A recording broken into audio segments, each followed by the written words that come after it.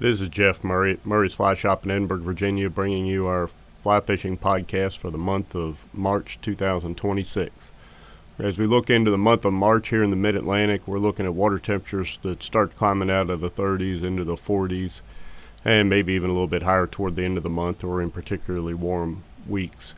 The nymphs that the trout are looking at right now are about as large as they get for the quill gordons and the blue quills. The March browns have a little more growing to do.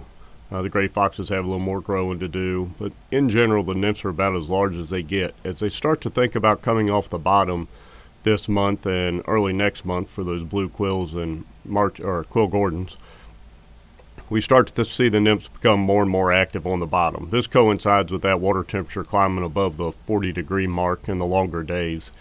The trout definitely clue in on this. They're been hungry all winter long and they're ready for a meal. Our goal here is to put our Mr. Rapidan beadhead or a Mr. Rapidan emerger as close to the bottom as we can get it without it snagging on the bottom every foot of drift. As we start to think about the hatching insects, we'll see some of the little dark stoneflies flying around in the air. The trout generally don't key in on these quite yet. It's going to be later in the month of March, or if we get a particularly warm stretch that really warms the water temperatures up into the mid-40s. The trout just don't have the energy to chase that food, so they've kind of got their nose stuck to the bottom still, and they're looking for some opportunistic nymphs that crawl out from under a rock. As far as the stock trout streams go, the same rules apply. We're looking at the trout having their noses stuck down on the bottom.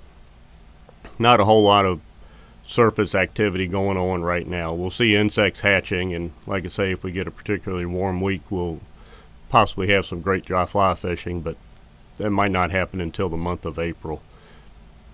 So we start to think about the trout becoming more active in the stock streams. We're going to think about streamer fishing for those guys.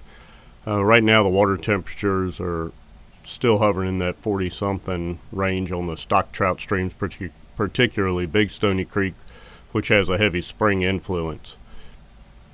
As we look at the smallmouth bass fishing, we're going to think about showing the fish some big food. This is the pre-spawn in time, and this trout or the bass are just a little bit on the sluggish side. They're still in their winter holding areas, which are those deep, slow runs. They're not moving up into the riffles yet.